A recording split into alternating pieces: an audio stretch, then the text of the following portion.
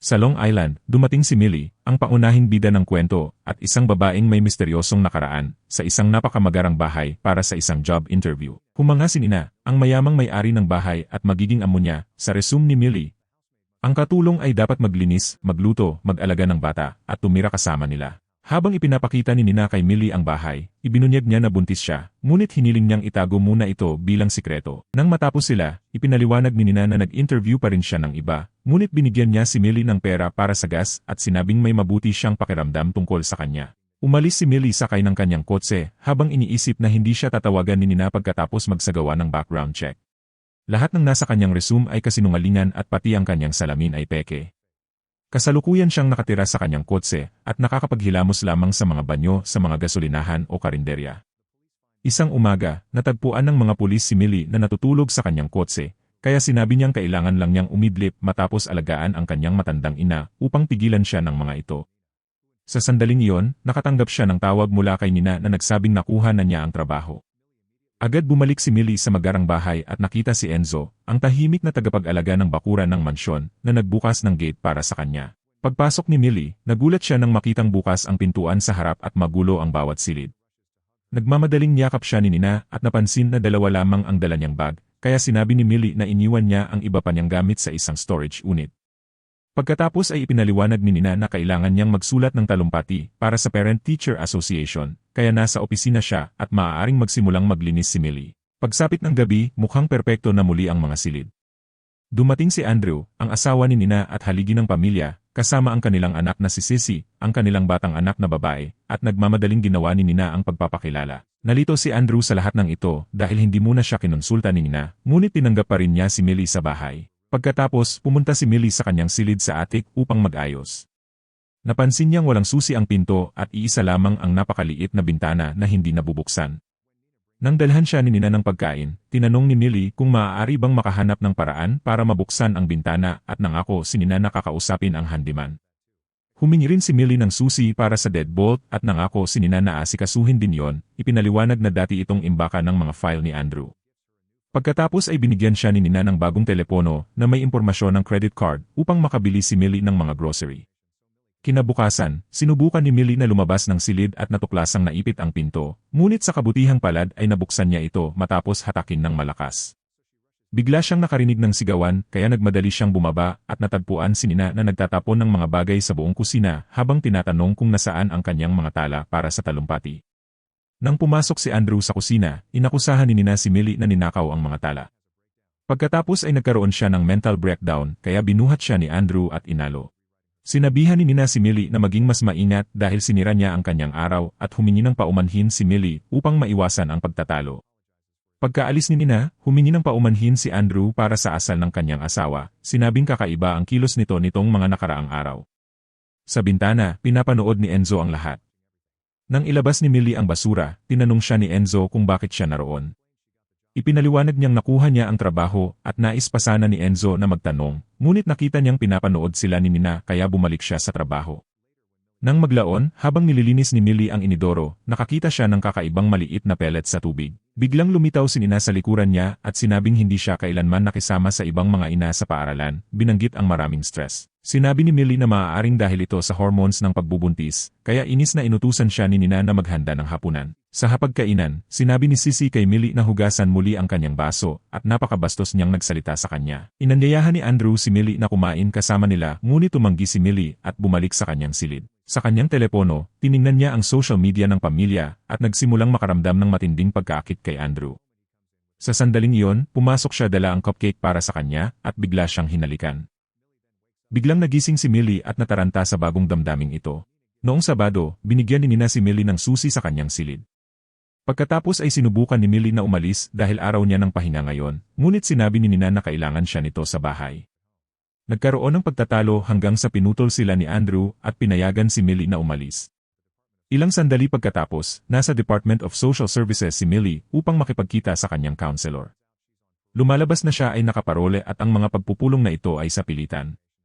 Ibinigay ni Millie sa babae ang kanyang bagong impormasyon sa pakikipag-ugnayan at lahat ng mga tala na isinulat niya sa kanyang diary. Ipinaalala ng counselor sa kanya na panatilihin ang trabaho dahil kung hindi ay kailangan niyang pagsilbihan ang natitirang 5 taon ng kanyang sentensya. Sa kanyang paglabas, nakatanggap si Millie ng tawag mula kay Nina na nagsasabing sunduin si Sis mula sa kanyang ballet class. Ngunit ibinaba nito ang tawag bago ibigay ang address. Desperadong nag-Google si Millie at nagawa niyang makarating sa paaralan sa tamang oras. Gayunpaman, sinabi ng ina ng isa pang babae sa kanya na dapat magpapalipas ng gabi si Sis sa bahay ng kanyang kaibigan. Ipinaliwanag ni Millie na si Nina ang nagpadala sa kanya, kaya tinawagan ng ina si Nina at kinumpirma na napagkasunduan na nila ang playdate na ito. Isinisisi ang kalituhan kay Millie. Pag-uwi ni Millie, pinagalitan siya ni Nina dahil gumawa siya ng eksena sa ballet school at nagkunwaring sinabi na niya ang tungkol sa sleepover. Dumadalaw ang ina ni Andrew na si Evelyn at pinunan niya ang paraan ng pananamit ni Millie. Nagdala siya ng ilang lumang ceramic na pinggan para sa kanyang anak, ipinaliwanag na ito ay pamana ng pamilya. Gabing iyon, hindi makatulog si Millie kaya bumaba siya upang manood ng AJ. Biglang lumitaw si Andrew at humingi ng paumanhin si Millie, ngunit sinabi niyang ayos lang at umupo sa tabi niya sa sopa. Nag-usat sila tungkol sa pamilya at ibinunyag ni Millie na matagal na siyang walang balita mula sa kanyang pamilya. Nagbigay si Andrew ng simpatya habang kaswal na hinahawakan ang kanyang binti. Ibinahagi rin niya na namatay ang mga magulang ni Nina sa isang sunog sa bahay noong siya ay bata pa. Walang nakakaalam kung paano nagsimula ang sunog at sa loob ng ilang panahon ay inakala ng pulisya na si Nina ang may gawa nito. Sa sandaling iyon, pumasok si Nina sa silid at pinabalik si Andrew sa kama. Pagkatapos ay sinibak niya si Millie dahil sa pagtatangkang mapalapit sa kanyang asawa. Nakiusat si Millie para sa isa pang pagkakataon, kaya pumayag si Nina na bigyan siya ng isa pang linggo bilang pagsubok at hiniling na magbihis siya ng maayos mula ngayon. Sinabi rin niya na lumayo kay Andrew. Kinabukasan, inimbitahan ni Nina ang kanyang mga kaibigan para sa tsaa at sinabi sa kanila na bibisita siya sa isang fertility specialist sa lungsod dahil gusto niya ng isa pang anak. Nang umalis si Nina sa silid upang sagutin ang tawag, narinig ni Millie ang ibang mga babae na pinag-uusapan siya. Akalain sana nila na buntis si Nina dahil hindi na niya inaasikaso ang kanyang itsura at iniisip nilang mas nararapat si Andrew ng mas mabuti. May prenuptial agreement ang mag-asawa dahil mahirap si Nina bago niya pinakasalan si Andrew. Gumugol din siya ng 9 na buwan sa isang psychiatric ward. Huminto ang tsismisan sa pagbabalik ni Nina. Gabing iyon, isinulat ni Millie sa kanyang diary na nagsinungaling si Nina tungkol sa lahat at labis siyang naawa kay Andrew. Kapag nakapag-ipon na siya ng sapat na pera, balak niyang umalis. Biglang pumasok si Nina sa silid at sinabi kay Millie na kailangan niyang magbantay kay Sis ngayong Sabado dahil may mahalagang appointment sila ni Andrew. Nang dumating ang Sabado, hinintay ni Millie na makaalis ang mag-asawa at naghanap sa banyo ng gamot ni Nina. Ni-Google niya ang pangalan at natuklasang ito ay para sa psychosis. Natakot, tinawagan ni Millie ang isang kaibigan upang humingi ng tulong sa paghahanap ng bagong trabaho. Narinig siya ni Sis at tinanong kung aalis ba siya, ngunit tiniyak ni Millie na nagkamali lamang ito ng dinig. Kalaunan, habang naglalaro si Sis ng kanyang dollhouse, natuklasan ni Millie na kinuha nito ang kanyang minamahal na troll at pinagalitan siya. Nang sabihan ni Millie si Sis na huwag pumunta sa attic, sinabi ni Sis na dapat ganoon din ang gawin niya. Bigla silang nakarinig ng pagsara ng pinto at pagtatalo ng mga magulang ni Sis. Naglakad si Nina sa pasilyo na umiiyak bago hilingin ni Andrew kay Millie na mag-usap sila ng pribado. Ipinaliwanag niya na si Sis ay may ovarian insufficiency na nangangahulugang matagal na silang sinusubukang magbuntis ngunit walang nangyari. Si Sis ay anak ni Nina sa dating kasintahan. Sa kalagitnaan ng gabi, nagising si Millie sa ingay at sigawan. Bumaba siya at narinig ang mag-asawang nagtatalo habang naghahagisan ng mga bagay. Nang kumatok siya sa pinto ng silid tulugan, binuksan ito ni Nina at ipinakita ang salaming may dugo sa kanyang kamay. Tinawagan ni Millie si Andrew upang tiyaking ayos siya at natawa si Nina, nagtatakang nalaman ba ni Millie na baliw siya. Pagkatapos ay inalis ni Andrew ang basag na salamin at isinara ang pinto sa mukha ni Millie. Kinabukasan, humingi ng paumanhin si Nina kay Millie tungkol sa pagsisinungaling niya tungkol sa kanyang pagbubuntis. Nais niyang magsimula muli kaya binigyan niya si Millie ng ilan sa kanyang lumang damit. Pagkatapos, hiniling ni Nina kay Millie na kumuha ng tiket para sa isang musical at gumawa ng reservation sa isang restaurant upang maayos niya si Andrew. Mananatili si Sis sa bahay ng kaibigan para magkaroon si Millie ng araw na pahinga. Habang nasa ballet class, sinabi ng isa pang yaya kay Millie na ipinadala si Nina sa psychiatric ward dahil sinubukan niyang isawsaw si Sis sa bathtub at uminom ng maraming gamot upang kitang magpakamatay. Pag-uwi, tinanong ni Millie si Enzo kung ano ang alam niya tungkol sa pamilya at sinabi ni Enzo na hindi siya dapat naroroon. Pinutol sila ni Nina at sinabi na huwag makipag-usap kay Enzo. Nang lumayo si Enzo, tinanong ni Nina tungkol sa sobre na naglalaman ng mga tiket at reservation sa restaurant. Ipinaalala ni Millie kay Nina na siya ang humiling noon, ngunit itinanggi ni Nina at sinabi na sa Sabado, siya at si Sis ay pupunta sa ESA dahil hindi na marerefund ang mga bagay na iyon, babayaran ni Millie ang gasto sa kanyang sweldo. Nagkaroon ng pagtatalo, ngunit pinutol sila ni Andrew at tiniyak na hindi kailangang bayaran ni Millie at tatawag siya sa credit card company upang bawiin ang transaksyon. Sa Sabado, nakita ni Andrew si Millie na lumalabas mula sa banyo na nakatawel lamang. Pagkatapos magbihis, humingi siya ng paumanhin at ipinaliwanag na hindi niya makansela ang tiket kaya gusto niyang kunin ni Millie. Sinabi ni Andrew na maaari silang pumunta ng magkasama dahil wala si Millie ibang kaibigan. Isinuot ni Millie ang isa sa mga lumang damit ni Nina at nagkaroon sila ng mahusay na oras sa teatro. Ginamit din nila ang reservation sa restaurant. Habang hapunan, inamin ni Andrew na hindi maayos ang kanilang kasal bago siya hilingin ni Millie na sumayaw. Nag-enjoy sila at nagpa siya na pumunta sa hotel dahil lasing sila at hindi makapagmaneho. Pumunta sila sa magkakahiwalay na silid at nag-check si Millie ng kanyang telepono. Nakakita siya ng maraming text mula kay Nina kabilang ang isa na nagtatanggal sa kanya sa trabaho. Desperadong pumunta si Millie kay Andrew para humingi ng tulong at tiniyak niya na hindi mawawala ang trabaho bago siya hinalikan. Naging marumi ang eksena sa pagitan nila. Kinabukasan, nagkasundo si Andrew at Millie na hindi nila sasabihin kay Nina ang nangyari at hindi na maulit. Ngunit pagdating sa bahay, hinalikan ni Andrew si Millie at nauwi sa maruming eksena muli. Pagdating ni Nina, naghihintay si Millie na handa na ang tanghalian. Humingi ng paumanhin si Nina para sa kanyang mga text bago banggitin ang 10 taon na ginugol ni Millie sa bilangguan. Nagulat si Andrew ngunit hindi nagsalita. Pagkatapos, ipinadala ni Nina si Millie sa grocery, ngunit hinihingi na gamitin ang sasakyan ni Millie dahil ang luma nitong kotse ay nakakasira ng reputasyon nila. Sa grocery store, sinabi ng isa pang yaya na matapang si Millie sa pagtanggap ng telepono mula sa kanyang amo dahil kadalasan ginagamit ito para kontrolin ang empleyado. Napagtanto ni Millie na alam na ni Nina ang relasyon nila.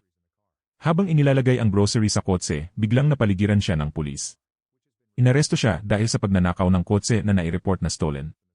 Sa kabutihang palad, dumating si Andrew upang ayusin ang hindi pagkakaintindihan. Habang pauwi, humingi ng paumanhin si Millie sa hindi pagsabi tungkol sa kanyang oras sa bilangguan, ngunit tiniyak ni Andrew na hindi ito nakakaabala sa kanya. Pagdating sa bahay, kinumpirma ni Nina na alam niya ang relasyon at nagbanta na sasabihin sa pulis na ninakaw ni Millie ang kanyang mga damit. Sa wakas, sumabog si Andrew at sumigaw kay Nina na palabasin siya sa bahay. Nang tanungin ni Millie kung dapat ba siyang tumulong mag-empeke, sinapak siya ni Nina at ininsulto bago umalis sa kanyang sasakyan. Huminto si Nina sa kalye at umiyak at sumigaw sa galit. Pagkatapos, inilagay ni Andrew ang yelo sa pisngi ni Millie at sinabi na maaari na siyang maging bagong lady ng bahay. Sa mga sumunod na araw, magkasama sila ni Andrew, nag-enjoy at madalas na nakikihalubilo sa maruming eksena. Isang umaga, naghahanda ng agahan si Millie at inilagay sa China ni Evelyn, ngunit nahulog sa sahig ng matakot kay Enzo na nakatingin sa kanya mula sa labas. Bumaba si Andrew at inutos na tanggalin si Enzo sa trabaho. Sinabi kay Millie na ilagay ang China sa bag para maayos, ngunit pinuna siya dahil hindi niya ito hinugasan muna. Pagkatapos, dinala ni Andrew si Millie sa attic upang uminom at muling magmarumi. Nang magising si Millie, wala na ang silid. Sinubukan niyang lumabas ngunit nakalock ang pinto, at sinabi ni Andrew sa koridor na hindi pa siya pwedeng lumabas. Ipinakita na matapos umiyak sa kanyang kotse, natawa si Nina sa saya. Pumunta siya sa hotel at nagdiwang sa kanyang kalayaan, uminom ng maraming alak at sinunog ang larawan ni Andrew. Nagsulat siya ng liham kay Sis, ipinaliwanag ang lahat. Hindi sinimulan ni Nina ang sunog na pumatay sa kanyang mga magulang at nagdulot ito ng matinding trauma. Lumaki siya sa iba't ibang foster homes, ngunit nakakuha ng scholarship sa law school. Nagkaroon siya ng affair sa isang kasal na propesor na nagbuntis sa kanya. Hindi gusto ng lalaki na alagaan ang bata, kaya naging single mother si Nina. Habang nagtatrabaho sa law firm, nakilala niya si Andrew at agad silang nagka-chemistry. Pagkatapos ng 6 na linggo ng dating, nagpakasal sila. Lumipat sa bahay na idinisenyo ni Andrew para sa dating fiancé, na dapat sana'y red flag kay Nina.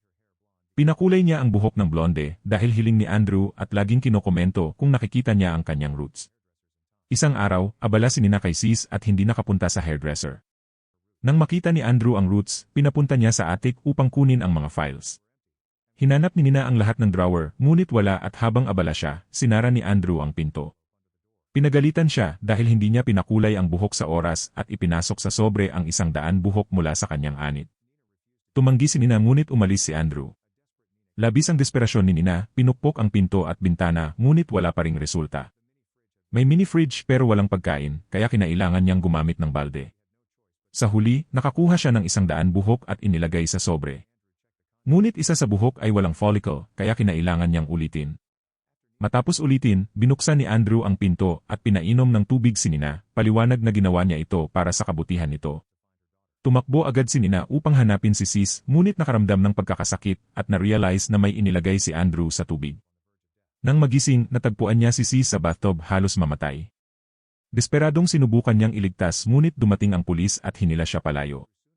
Dumating din si Andrew at nagkunwaring concerned father ngunit nag-enjoy sa pagkakaaresto ni Nina. Sa loob ng 9 na buwan, nakakulong si Nina sa psychiatric hospital. Sinubukan niyang sabihin ang katotohanan tungkol kay Andrew ngunit pinatay nito ang lahat ng ebidensya kaya wala nang naniwala.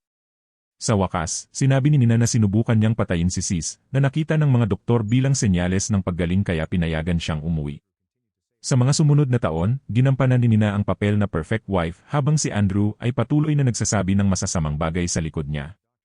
Nais ni Andrew na magkaroon ng anak ngunit naglagay si Nina ng at binayaran ang doktor para magkaroon ng diagnosis na hindi siya fertile. Si Enzo lamang ang naniwala kay Nina at sinubukan siyang tulungang makatakas, gayunpaman sinabi ni Nina na huwag na itong makialam dahil may sarili siyang plano. Nais niyang kumuha ng kasambahay upang mahulog si Andrew sa ibang babae at sinadya niyang piliin si Millie dahil blonde ito at desperado mabuhay. Sa kasalukuyan sinundo ni Nina si Sissy sa paaralan upang makatakas sila ng magkasama. Samantala isinuksok ni Andrew ang piraso ng basag na china sa ilalim ng pinto at sinabi kay Millie na mag-ukit ng 21 malalalim na linya sa kanyang tiyan. Kung hindi niya ito gagawin ng tama kailangan niyang magsimula muli. Tumanggi si Millie at sinubukang buksan ang pinto ngunit hindi ito bumukas. Naalala niya ang mga taon niya sa high school nang mahuli niya ang kaklase na inaabuso ang kanyang roommate at hinampas niya ito hanggang sa mamatay. Dahil makapangyarihan ang pamilya ng lalaki siya ang nakasuhan ng pagpatay. Habang naghahanap sa attic nakita niya ang cheese knife at nagsimulang mag-ukit ng hinihinging mga linya. Pagkatapos niyang matapos tinawag niya si Andrew ngunit hindi ito dumating hanggang umaga. Habang matamis itong nagsasalita at nangangako ng bagong simula sinaksak niya ito sa leeg gamit ang cheese knife at sinubukang tumakas. Inatake siya ni Andrew at kinaladkad pabalik ngunit nasipa niya ito at nakalabas ng silid at inilock ang pinto. Pagkatapos ay bumaba si Millie sa kusina upang kumain. Sa telepono ni Andrew nakita niya ang mensahe mula kay Evelyn na nagtatanong kung hiwalay na ba siya. Galit na galit si Millie at bumalik sa pinto ng attic habang nakikinig sa manipuladong paghingi ng tawad ni Andrew. Isinuksok niya ang pliers sa ilalim ng pinto at inutusan siyang bunutin ang kanyang harapang ngipin, ngunit tumanggi ito kaya sinimulan niyang basagin ang natitirang china ni Evelyn. Patuloy na kumakatok si Andrew at nag-aalok ng pera ngunit hindi iyon sapat. Sinabi ni Millie na nakulong siya dahil sa pagpatay habang nagbubuhos ng gasolina sa sahig. Nang sindihan niya ang pusporo pumayag si Andrew at kinuha ang pliers at sumigaw sa sakit habang binubunot ang ngipin. Pinanood ni Millie ang lahat sa security camera ng telepono nito. Nang isuksok ni Andrew ang ngipin sa ilalim ng pinto, kinuha iyon ni Millie at sinabing babalik siya kinabukasan. Kinagabihan nakatulog si Millie sa harap ng telebisyon. Bumalik si Nina sa bahay at nakita ang ilaw sa bintana ng attic kaya inakala niyang naroon si Millie at nagmadaling umakyat upang iligtas siya. Nakita ni Millie sa kamera ang nangyayari at umakyat din binuksan ni Nina ang pinto para kay Andrew ngunit itinulak siya nito pababa sa hagdan. Kumuha si Millie ng plorera at hinampas si Andrew sa ulo kaya hinabol siya nito. Nahawakan siya ni Andrew at sinakal ngunit kinagat niya ang braso nito at nasuntok ng ilang beses bago muling tumakbo. Hinanap siya ni Andrew sa bahay at nakita si Nina at sinubukang manipulahin itong muli. Tinawag siyang halimaw ni Nina at sinubukan siyang atakihin ni Andrew ngunit lumitaw si Millie sa likod at itinulak siya sa railing. Tumama ang ulo at likod ni Andrew habang nahuhulog at patay na ito nang bumagsak sa lobby. Kumuha si Nina ng bombilya at ibinagsak din upang magmukhang aksidente. Sinabi ni Millie na walang maniniwala ngunit sinabi ni Nina na umalis na siya. Iniwan ni Millie ang ngipin ni Andrew at umalis habang tinawagan ni Nina si Enzo para sa paglilinis. Pagdating ng pulisya ginampanan ni Nina ang malungkot na balo. Binanggit ng isang opisyal ang saksak sa leeg ni Andrew ngunit ibinunyag din nitong ang dating fiance ni Andrew ay kapatid niya na hindi nakarecover matapos ang hiwalayan. Bilang paghihiganti pumayag siyang ituring na aksidente ang pagkamatay. Kinabukasan sa libing nagtanong si Evelyn kung nasaan ang ngipin ni Andrew at pinuna ang pananamit ni Sissy. Nang dumating si Millie niyakap siya ni Nina at binigyan ng malaking tseke upang makapagsimula muli. Makalipas ang ilang panahon nagkaroon si Millie ng panibagong job interview sa isang mayamang babae at dala niya ang sulat rekomendasyon ni Nina. Nang ipahiwatig ng babae na inaabuso siya ng asawa, nangako si Millie na makakatulong siya.